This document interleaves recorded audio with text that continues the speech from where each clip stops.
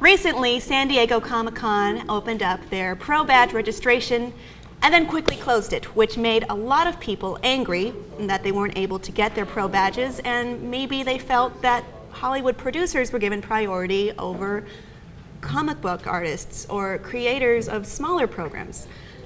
They've since reopened it again. They explained that it was shut down due to overcrowding on the website and it's going to be okay. But that still begs the question, has Comic-Con gotten too big for the people who made it, the people who made it awesome? And for that we have our friend Kristen Nedopak again. Hi guys! Who is an expert on this of sorts. I am an expert and I'm a person that didn't get a badge. So I've got a little beef with you, Comic-Con.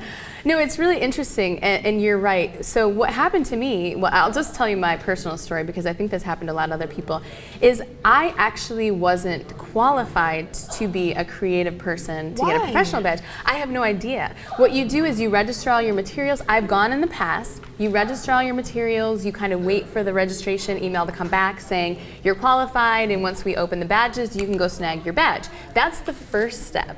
Well, you know, I'm a geeky creator. I make my own shows. I've been going to Comic-Con for years. You've been a panelist I've been a panelist at Comic-Con, at WonderCon, who Comic-Con owns, and this year I was not qualified. Every time I go to get my badge, it's like, your membership ID is not qualified for this. And so that's my big beef.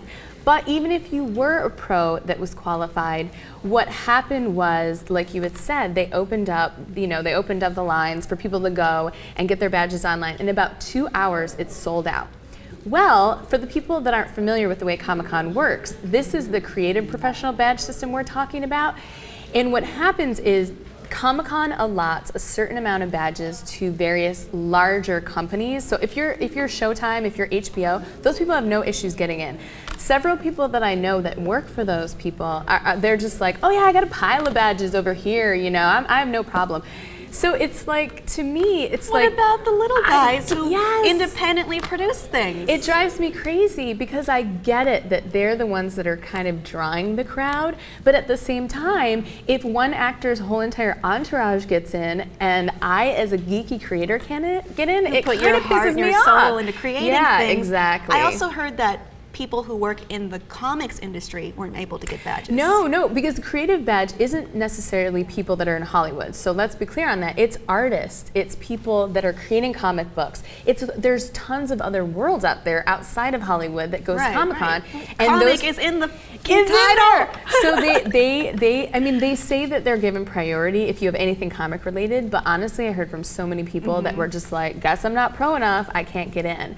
And so it's a little disturbing to me that you're right, the people that have made Comic-Con Comic-Con aren't getting these badges, and they just can't go out and buy a badge because I think, a year earlier during the event, they get sold out by attendees. Right. So we're in this gray area of we're not important enough to get a badge, but you're we can't— not really a fan. We're not you're a fan, but you're— But those sell out so fast, yeah. Well, people were saying, well, why can't you just go buy a badge? Why do you have to get a free one? But I don't think Comic-Con should be gouging the people who made Comic-Con Comic-Con, as we've said. And also, there's so few perks in the comics industry or the private creator industry that you're doing. This is the big deal. Like my sister, she writes for a small video game company. She gets paid almost nothing. She mainly does it so she can go to Comic-Con on one of these pro badges. I don't know if she's going to get one this year. Well, and that's the other thing. You had mentioned to me that your sister had gotten you a free guest pass. Well, this year, even if you did get your pro badge, they're charging like $175 for guest passes. So if you wanted to bring your hubby and you happen to get in, you're dropping $200. And I think that the people that don't go to Comic-Con, you should also realize a badge is several $100s. It costs several $100s just to stay there anywhere near the convention, in the hotels.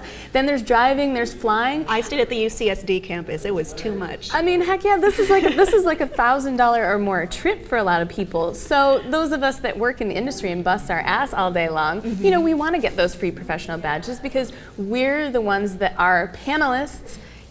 So it's just crazy. But what are you gonna do? It's Comic-Con.